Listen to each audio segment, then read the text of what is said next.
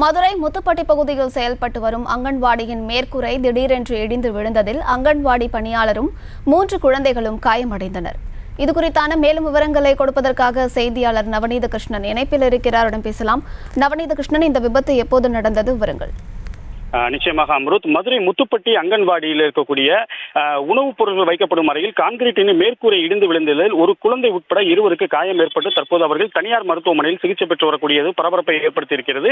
மதுரை திருப்பரங்குன்றம் சாலை பகுதியில் நோக்கி செல்லக்கூடிய சாலைக்கு அருகில் இருக்கக்கூடிய முத்துப்பட்டி பகுதி, இந்த பகுதியில் செயல்பட்டு வரக்கூடிய அங்கன்வாடி மையத்தில் 20க்கும் மேற்பட்ட குழந்தைகள் பயின்று வரக்கூடிய நிலையிலே இன்று அந்த அங்கன்வாடியானது வீரகாளியம்மன் கோவில் தெருவில் இருக்கக்கூடிய அந்த அங்கன்வாடியுடைய குழந்தைகளுக்கு உணவு தயாரிக்கும் தனி அறை ஒன்று இருக்கிறது.